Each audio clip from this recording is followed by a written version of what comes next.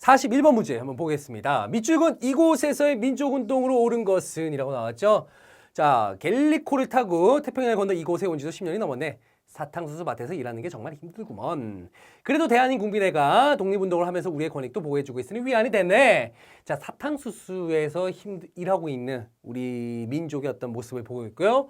그래도 대한민국민회라고 하는 조직이 이들을 어떤 약간 보호해주면서 이들의 어떤 그런 단합력을 이끌어주고 있는 그런 모습을 지금 현재 이 사진 속에 두 사람의 대화에서 알 수 있다라는 거죠.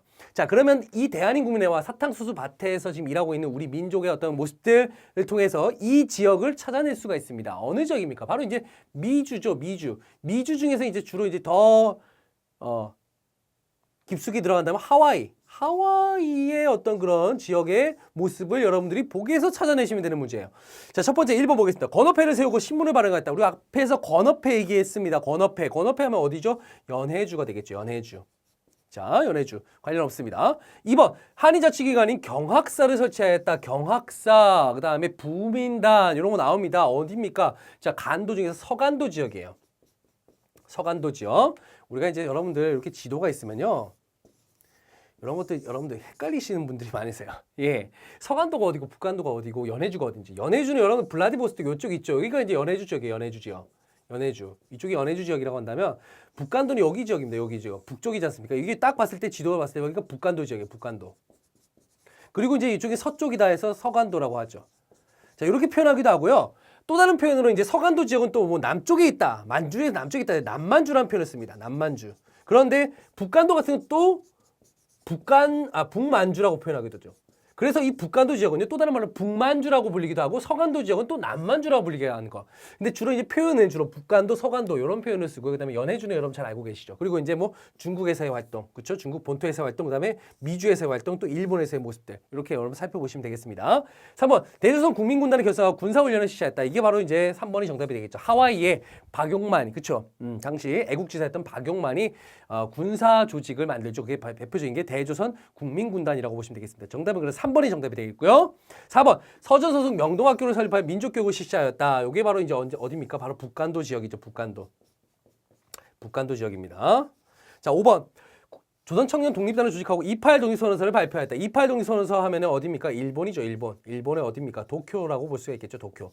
일본 도쿄 지역의 유학생들 중심으로 해서 28 독립선언서가 발표되었죠. 자, 그래서 정답은 3번이 되겠고요. 42번 가겠습니다. 가사건에 대한 설명으로 옳은 것은 가사건. 자, 보겠습니다. 어떤 사건인지 볼게요. 함경남도 덕원군에서 발생했고요. 자, 조선인 노동자 구타입니다. 일본의 감독이 조선인 노동자를 구타했답니다. 그러면서 문평 제유 노동조합을 중심으로 파업 시작했고요. 노동연합회가 지원하면서 파업이 확대됐고요. 노동 개선 조건을 요구해서 파업이 지속됐고요. 함남 노동계를 이용한 회유 및 일제경찰의 탄압으로 실패했고요. 1920년대 최대 규모의 파업입니다. 자, 그리고 원산, 덕원이라고 한다면 이제 당시 원산을 얘기하는 원산. 자, 뭡니까?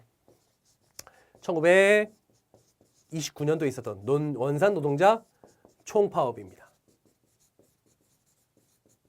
1929년도죠. 네. 원산 노동자 총파업에 대한 설명으로 여러분들이 골라내시면 되는 문제예요. 자, 일단은 우리가 이제 일제강점기에 있었던 농민 노동운동, 이거 정확하게 여러분들 좀 파악을 해 두셔야 됩니다. 그렇죠? 어떤 그 기본적인 그 흐름만 간단하게 보시면요. 자, 농민 노동운동 같은 거, 농민운동이라든가 노동운동 같은 경우는 기본적으로 이제 어떤 사회주의적인 어떤 색채가 들어가 있다라고 볼 수가 있겠죠. 자, 우리가 사회주의라고 한다면 여러분들 잘 알고 계시죠? 노동자들이요, 단결하라. 하나의 계급투쟁이죠. 바로 노동자들이 바로 자본가들에 대해서 저항하는 투항이 아니죠. 저항하는 그런 모습들을 담고 있다. 이렇게 여러분들 가볍게 이제 여러분들 머릿속에 개념을 이렇게 머릿속에 개념을 집어넣고 계시면 됩니다. 자, 그런 개념이 머릿속에 들어간 순간, 자, 바로 1920년대 바로 사회주의가 이제 어느 정도 이제 우리나라에 들어오는 그 시기에 농민노동운동의 방향은 어떤 식으로 이제 이루어졌냐면요. 생존권 투쟁이에요. 먹고 살기 달라. 생존권 투쟁입니다. 뭐 대표적으로 이제 농민운동이라고 한다면 뭐가 있습니까? 암태도 소작쟁이가 있겠죠. 그렇죠? 소작료이나 뭐 이런 것들을 구호로 내세웠다는 거고요. 뭐 원산 노동 총파업 같은 경우는 뭡니까? 여기 보면은 나와 있지 않습니까? 뭐가 있죠? 뭐 노동 조건 개선, 임금 인상, 뭐 그런 것들이겠죠. 노동 조건 개선, 임금 인상 이런 것들을 내건 생존권 투쟁이었던 그런 모습을 간다면 요게 이제 1930년 들어가면요. 일본에서 이제 치안주지법 제정 이후에 상당히 이제 이런 어떤 그 농민 노동 운동들, 사회주의 운동들을 탄압하는 그 와중에 1930년대에는 이제 일본에서 이제 이걸 합법적으로 이제 인정을 해주지 않거든요. 그래서 비합법적 항일 투쟁의 어떤 그런 모습으로 전개되고 있다는 것도 여러분들 기억을 해두시면 좋겠습니다. 생존권 투쟁에서 비합법적 항일 투쟁의 모습으로 전개되고 있다. 농민, 노동자 운동이 그런 식으로 전개가 되고 있는 거예요. 아시겠죠? 자, 그러면 한번 볼게요. 암태소 소작쟁이에 영향을 주었다. 암태소 소작쟁이 같은 경우는요. 언제냐면 1923년도예요. 예. 영향을 주지 않죠. 이게 먼저 일어났으니까요. 아닙니다. 2번 비합법적 노동조합을 중심으로 전개됐다. 이건 1930년대 얘기이기 때문에 역시 이것도 아니라고 볼 수가 있겠죠. 아닙니다. 3번 일본 상품의 관세가 철폐되는 계기가 되었다. 일본 상품 관세가 철폐된 거는 1923년도예요. 관세가 철폐된 건 1923년도이기 때문에 이거와 관세하고는 전혀 관련이 없다라고 볼 수가 있겠습니다. 4번 조선 노농 총동맹이 창립되는 결과가 됐다. 노농 창립대 노농 총동맹 노동자 농민들 총동맹은요. 1924년도에 만들어지고요. 그 이후 27년도쯤에 이제 이게 노동총동맹, 농민총동맹으로 나누어지게 됩니다. 이쯤에 가면 이미 나누어졌어요. 노동총동맹 같은 경우는 1924년도에 만들었다가 나누어졌다 이렇게 보시면 되겠고요. 아닙니다. 그래서 5번 일본, 프랑스 등의 노동단체로부터 격려 전문을 받았다. 그렇죠. 국외의 어떤 노동단체로부터 격려 전문을 받았다라는 거. 요 내용 요거 아주 보기로서 많이 등장했던 부분이에요. 이런 것들. 여러분들 기출문제를 풀어보시면요. 이런 부분들이 계속적으로 반복적으로 몇 개가 반복적으로 계속 나옵니다. 이게 바로 한국사 능력 검정 시험의 하나의 패턴이라고 볼 수가 있겠죠. 자, 정답은 5번이 되겠습니다. 43번입니다. 밑줄근 2단체에 대한 설명을 옳은 것은 2단체 1927년도에 만들었답니다. 그리고 민족 유일당 협동전선이라고 하는 이라는 기치 아래 비타협적 민족주의 진영과 사회주의 진영이 서로 연합을 한 거죠. 그래서 제휴하에서 창립했고 창립총회에서 이상재를 회장으로 선출했고 홍명인을 부회장으로 선출했죠. 창립 10개월 만에 지회가 100여 개에 돌파할 정도로 성장했다가 1931년도에 해소가 되죠. 예, 해소가 됩니다. 뭡니까? 신간회입니다. 민족 유일당 나오면 딱 요 단체, 그렇죠? 신간회, 1927년도입니다. 신민회하고 헷갈리면 안 되죠. 신간회입니다. 이 신간회에 대한 내용을 보기에서 골라내시면 됩니다. 우리말 큰사전 편찬사업을 추진하였다. 조선어학회입니다. 어학회. 구미연부를 설치할 외교활동을 전개했다. 구미연부 설치했다. 뭡니까? 임시정부죠. 임시정부. 조선왕의 삼균주의를 기초로 기본강령을 발표했다. 역시 임시정부입니다. 하지만 요 앞에 이번에 임시정부는 임시정부 초기의 모습이고요. 요 조선의 삼균주의는 이제 충칭으로 간 이후에 이제 한국 독립당이라고 하는 그렇죠? 김구의 한국 독립당을 중심으로 해서 모여서 만들었던 임시정부였던 모습. 그렇죠? 요거는 이제 상해 때고 요거는 충칭 때의 모습이라고 보면 되겠습니다. 좀 다름이죠. 그렇죠? 같은 임시정부지만 서로 이제 그 당시의 입장은 좀 다른 모습이라고 볼 수가 있겠습니다. 4번 토지개혁 실시를 포함한 좌우합작 7원칙을 제시했다. 좌우합작 7원칙을 제시한 건 뭐죠? 좌우합작위원회입니다. 예, 좌우합작위원회 여운형과 김규식이 조직했던 좌우합작 7원칙. 이거는 이제 좌우합작위원회의 모습이라고 볼 수가 있겠고요. 광주학생 항일운동의 진상보고를 위한 민중대회 개최한다. 광주학생 항일운동의 그 진상조사단을 파견했고 이를 위해 민중대회를 개최한다. 신간회. 관련된 문제 너무너무 많이 나와요. 그러니까 여러분들 이거 반드시 파악해 두셔야 돼요. 이런 내용들 공부를 정확하게 하셨다면요. 찾아내실 수가 있습니다. 44번 가겠습니다. 다음 글을 쓴 인물에 대한 설명으로 옳은 것은 내가 세상에 태어난 이후 목격한 최근 역사는 힘써 볼만한 일이다. 이에 갑자년부터 신해년에 이르기까지 3편 114장을 지어 통사라 이름하니 감히 정사를 제쳐하는 것은 아니다. 다행히 우리 동포들의 국혼. 자, 통사로 나왔고요. 국혼도 나왔습니다. 끝났습니다. 여기서. 그렇죠? 국혼을 담겨 있는 것임을 인정하여 버리거나 내던지지 않기를 바랄 뿐이다. 역사를 지금 서술하는데 그거에 국혼, 나라의 혼이 담겼답니다. 혼! 네, 우리의 영혼을 여기에 담고 내가 이 역사서를 작성하였다. 자, 누굽니까? 박은식 선생이죠. 박은식 선생. 국혼을 강조하셨습니다. 한국 통사, 한국 독립운동 지열사를 쓰신 그러면서 한국의 어떤 그런 근대사를 정립했던 대표적인 인물 바로 역사학자 박은식 선생, 민족주의 사학자의 대표적인 인물이라고 보시면 되겠습니다. 자, 이 인물에 대한 설명을 옳은 것은 조선사 편수에 들어가서 조선사 편찬에 참여하였다. 대표적인 식민사관 단체들이 많겠죠. 식민사관 단체들. 예, 이런 단체들은 정답으로 나올 리가 전혀 없겠죠. 쓰레기 같은 단체입니다. 그다음에 두 번째는요. 진단학계 참여하여 진단학보 발간에 기여했다. 여기도 뭐 사실상 약간 친일적인 어떤 성격이 있습니다만은 보겠습니다. 진단학계 참여하여 진단학보 발간에 기여했다. 요거는 이제 진단학보 발견 이병도가 되겠죠. 이병도 대표적인 이병도가 되겠고요. 자, 그다음에 한국 독립지열사의 독립수행 과정을 서술하였다. 정답은 3번이 되겠네요. 제가 말씀드렸죠. 한국통사, 한국독립운동 지열사 이런 것들을 저술하셨다고요. 독사신론을 발표할 민족서술에 민족을 역사서술 중심에 두었다. 신채호 선생입니다. 대표적인 또 역시 민족주의 사학자라고 볼 수가 있겠고요. 조선사회 경제사에서 식민주의 사학의 정체성 이론을 반박하였다. 너희들은 말이야. 너희 조선의 역사는 정체돼 있어. 고대 사회에 정체돼 있어. 중세로 너서 넘어가지 못하잖아. 라면서 이제 식민사관에서 이제 우리의 역사를 그런 식으로 이제 얘기를 했단 말이죠. 여기에 이제 백남훈이 우리의 역사도 서양의 어떤 유물론적 그런 역사 사관에 입각해서 우리도 제대로 된 발전을 이루어왔어. 라고 하면서 정체성 이론을 정면으로 반박했던 걸. 대표적인 게 이제 백남훈이라고 볼 수 있겠습니다. 백남훈 선생입니다. 자, 그래서 정답은 3번이 되겠습니다. 45번 가겠습니다. 밑줄근 이운동에 대한 설명으로 옳지 않은 것은입니다. 자, 이운동 보겠습니다.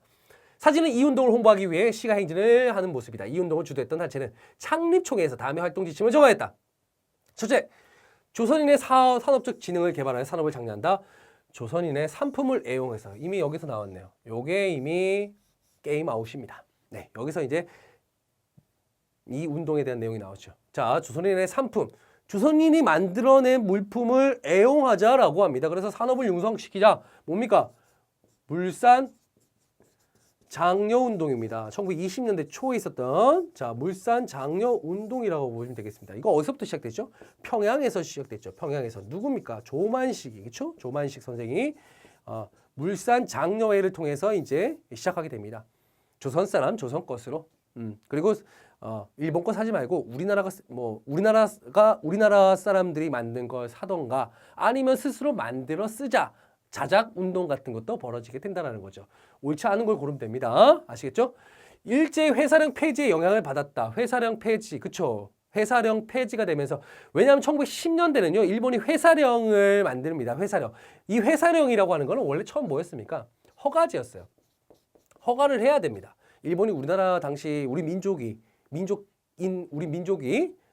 회사를 만들려고 하면 그걸 허락할까요? 허가 안 해줍니다. 자, 그런데 20년대 가면요. 이 회사령이 폐지가 돼요. 그러면서 회사는 그럼 어떻게 만듭니까? 신고만 하면 됩니까? 신고제로 변하는 거예요. 신고제가 되는 거예요. 이제 회사 만드는 건 신고제. 회사령은 폐지가 돼요. 왜냐하면 1910년대 만들었던 회사령은 허가제였거든요. 근데 그게 폐지가 되고 회사령이 폐지가 되고 회사를 만들면 신고만 하면 신고제로 변환한다.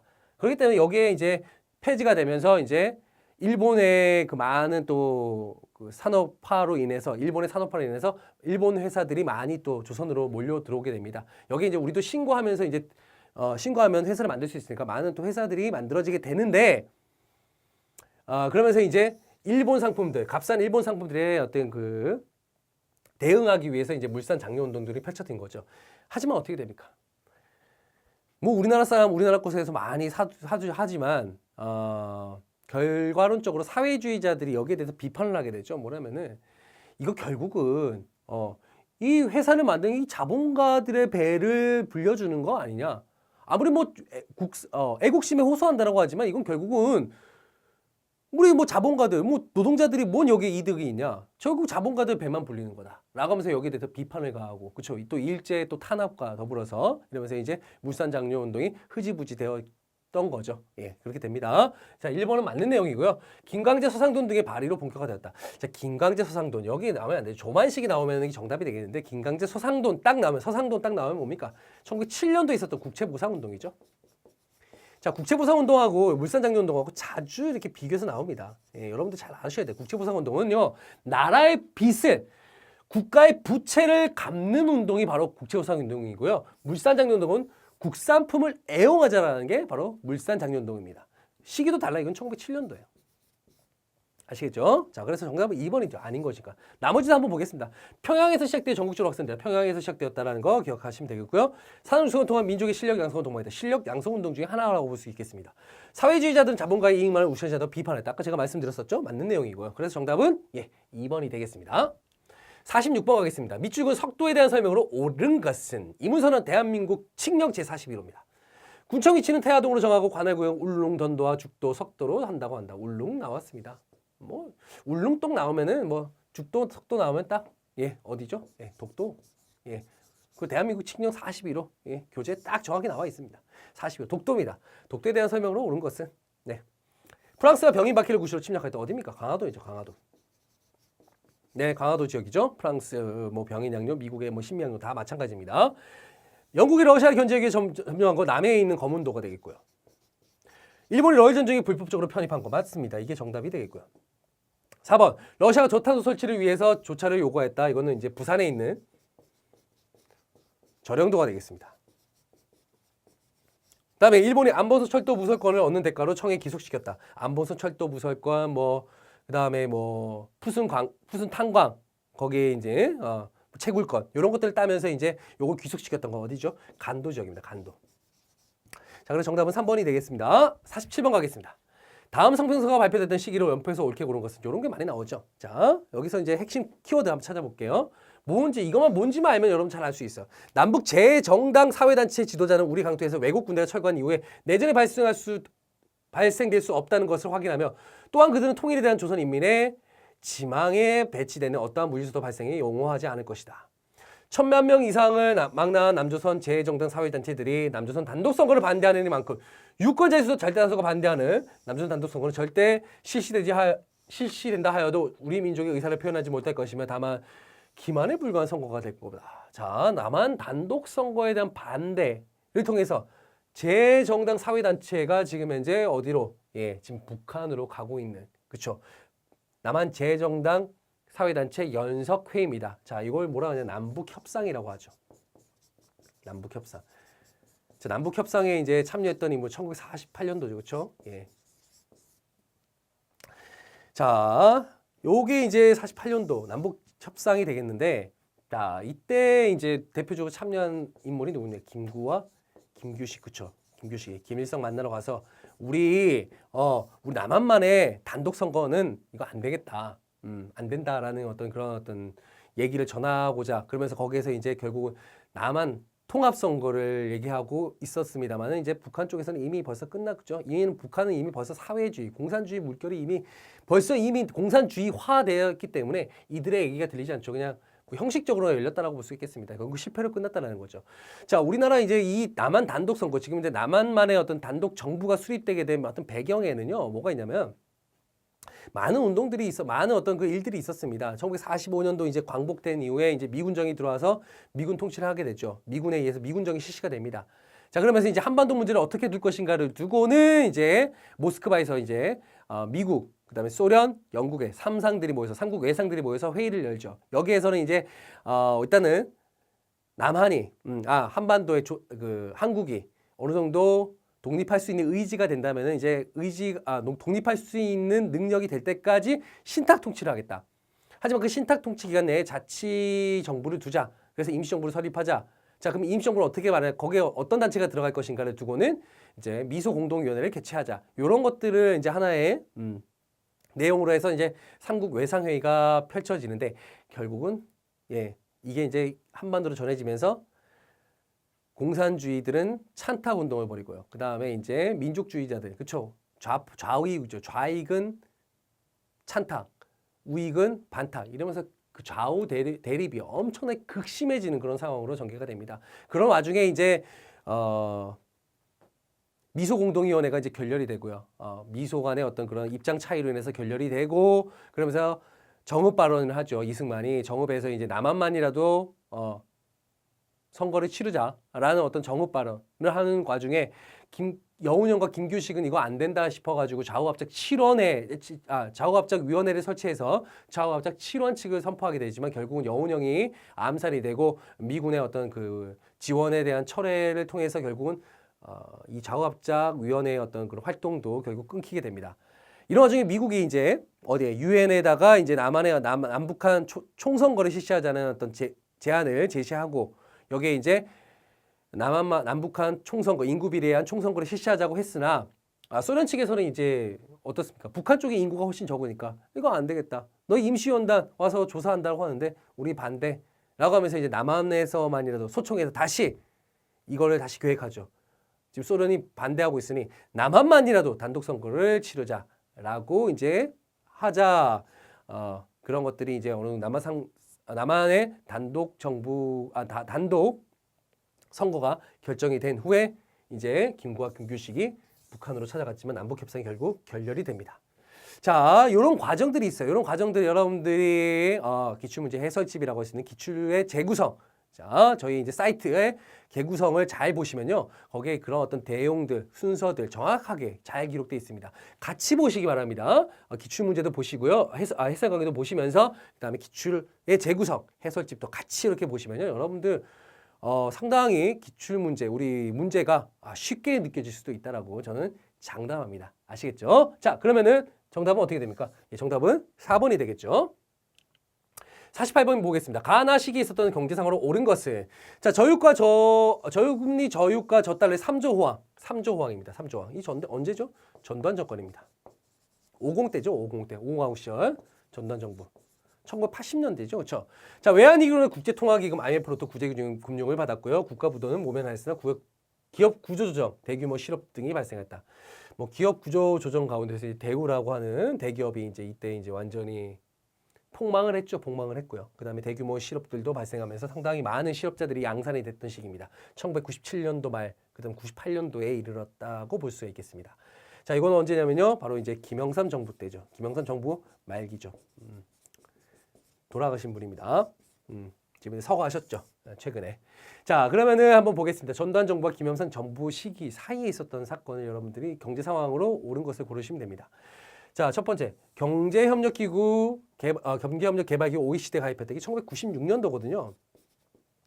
이게 바로 이제 김영삼 정부, 그렇죠? 김영삼 정부 이제 당시 2만 달러 시대, GDP 2만 달러 시대가 이제 개막되는 그 시점에서 이제 샴페인을 터뜨리면서 이제 이 OECD에 이제 가입을 하게 됩니다. 하지만 이게 이제 하나의 어떤 지나친 일찍 샴페인을 터뜨린 게 아닌가, 너무 일찍 샴페인을 터뜨린 게 아닌가, 이런 식으로 이제 많은 그 해외 유수 언론에서 얘기하기도 했습니다만은 결국 그 결과가 이제 바로 IMF 구제금융으로 나타나기도 했습니다.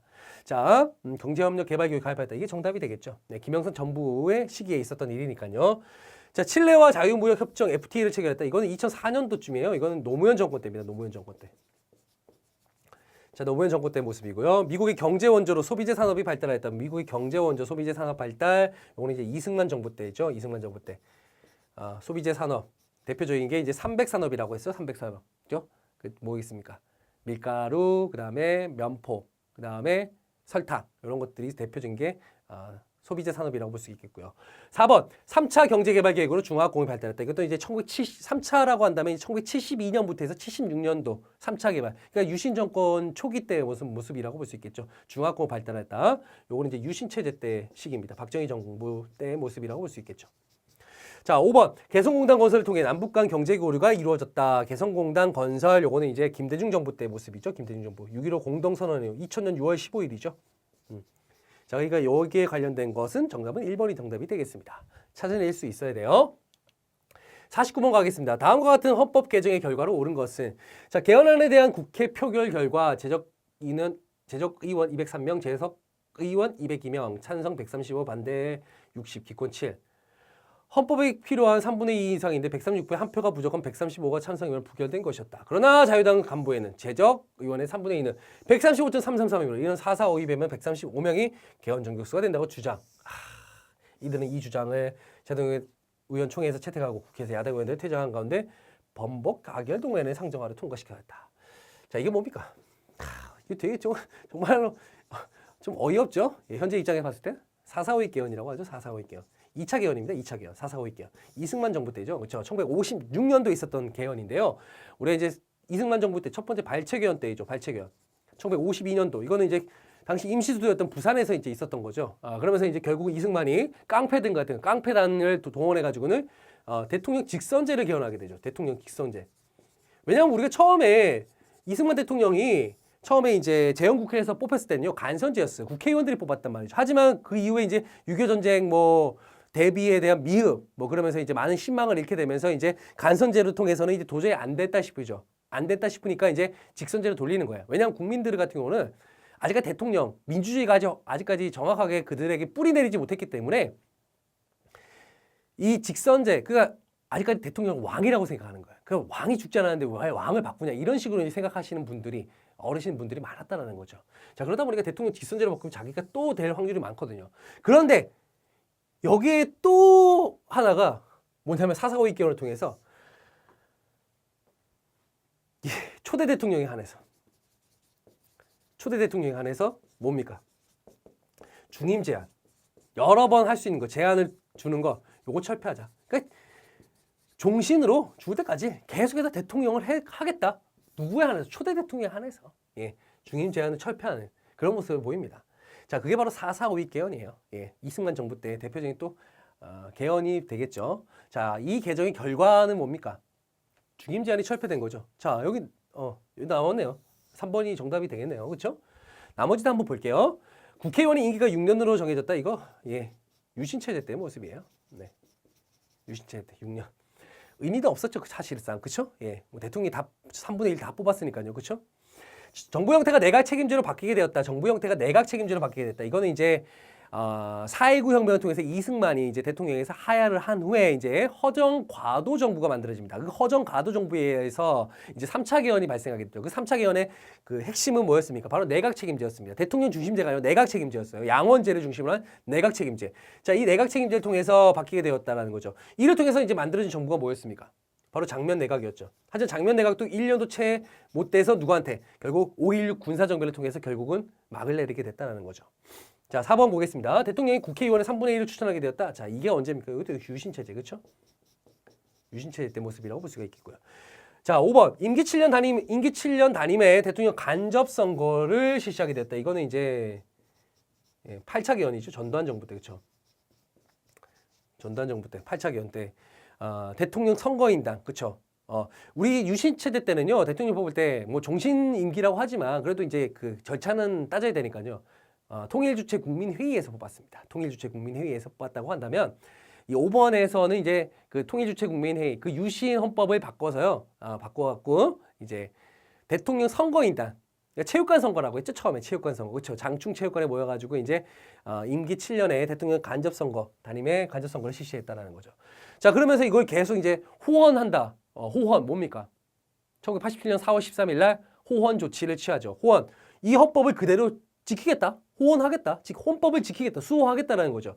자, 이렇게 헌법을 수호하겠다. 1년 침기. 누구를 그다음에 단임이니까 이제 두 번은 못 하니까 그걸 누구한테 믿습니까? 노태우. 당시 이제 여당이었던 민정당, 민주정의당 대표였던 노태우에게 이제 이 7년 단임에 이제 간접 선거를 그대로 밀고 가겠다라는 의도를 가지고 있었는데 여기에 이제 국민들과 각종 이제 제야 그다음에 야당 의원들이 이제 뭘 합니까? 운동을 펼치죠. 네, 그게 바로 이제 1987년에 있었던 6월 민주화 항쟁입니다. 결국은 6.29 선언을 통해서 1981년 6월 29일 날 민정당 대표였던 노태우가 결국은 대통령 직선제 5년 단임제를 결국 하겠다라고 선포를 하게 되는 거죠. 그러면서 이제 지금까지 그 5년 단임제가 계속해서 이어져 간다라고 보시면 되겠습니다. 자, 그래서 이것도 아니죠. 그래서 정답은 3번이 되겠습니다. 자, 마지막 문제입니다. 50번입니다. 다음 민주화운동에 대한 설명을 옳은 것은 제가 앞에서 그렇게 설명해드린 건 바로 이거와 또 연관해서 여러분들 보시면 되겠습니다. 4월 13일, 4월 13일 호헌 조치네요. 개헌에 대한 정치권의 합의가 이루어지지 않는다는 구실로 헌법을 그대로 유지한 채 선거를 치르겠다고 발표했다. 바로 호헌 조치입니다. 4.13 호헌 조치입니다. 자, 이에 반발한 시민들은 민주헌법 쟁취국민운동 본부를 중심으로 호헌 철폐, 독재 타도 등의 구호를 외치며 시위를 전개했다. 자, 이게 뭡니까? 6월 민주화 항쟁이에요. 민주화 항쟁. 이거 언제 있었죠? 1987년도죠. 자, 6월 민주항쟁에 대한 내용을 여러분들 골라내시면 됩니다. 허정 과도 정부 성립 배경이 되었다? 이건 뭐죠? 4.19 혁명입니다. 4.19 혁명. 1960년도에 있었던 4.19 혁명이죠. 자, 양원제 국회 출연하는 결과를 가져왔다? 이거는 이제 역시 이것도 4.19 혁명의 모습이라고 볼 수가 있겠죠. 그렇죠? 4.19 혁명 이후 그 다음에 허정 과도 정부가 만들어졌고 거기에 내각 책임죠. 3차 개헌을 통해서 내각 책임 제도가 만들어지고 그러면서 양원제 국회가 이제 출연하게 되는 결과를 가져왔다. 이렇게 볼 수가 있겠죠. 3번 신군부의 비상계엄 확대에 반대하여 일어났다. 자, 바로 비상계엄 확대에 일어났다. 이거는 광주 민주화운동입니다. 1980년도에 있었던 광주 민주화 운동이라고 볼 수가 있겠죠. 그다음에 4번 관련 기록물이 유네스코 세계유산에 등재되었다. 이것이 광주 민주화운동과 관련됐다라고 볼 수가 있겠습니다. 맞습니다. 5번 직선제 개헌을 약속한 6.29 민주화선언을 이끌어냈다. 그렇죠? 제가 아까 앞에서 여러분께 언급을 해드렸던 부분입니다. 그래서 정답은 50번의 정답은 5번이 정답이 되겠습니다. 자, 이렇게 해서요 우리 이제 29회 고급 기출문제 해설 강의를 모두 마쳤습니다. 자, 여러분들 긴 시간 이렇게 해설 강의 들으시느라고 수고 많으셨고요. 한 가지 마지막으로 이제 말씀드리고 이제 제가 마치도록 하겠습니다. 이 한국사 능력 검정 시험의 기본이라고 한다면요, 물론 뭐 개념 정리 중요합니다만은 여러분들 개념 정리가 기본적으로 간단하게 맞추셨다고 한다면 기출문제 풀이 다른 문제들보다는요, 다른 많은 다양한 문제들을 풀어보는 것보다는요, 여러분들 그런 문제 푸는 것보다 기출문제를 반드시 풀고 가셔야 된다는 거죠. 다른 문제 풀어봤자 아무 소용이 없습니다. 기출문제는요, 여러분들 거의 이게 지침서라고 보셔야 돼요. 지침서. 그러니까 여러분들 문제를 막 풀다 보면요, 이게 분명히 앞에서 전 회에서 나왔던 그런 지문들, 보기들 많이 나옵니다. 그래서 계속 반복적으로 돌거든요. 유사 출제율이 약 30%, 40%예요. 그렇기 때문에 기출문제만 보셔도, 개념 정리하고 기출문제만 보셔도 여러분들 충분히 한국사 능력 검정 시험에서 합격의 주인공이 되실 수 있다는 것을 자 마지막으로 여러분들 말씀드리면서 29회 해설 강의를 마치겠고요. 여러분들 30회 시험에서는 반드시 여러분들에게 합격의 행운이 따르시기를 진심으로 기원하겠습니다. 감사합니다.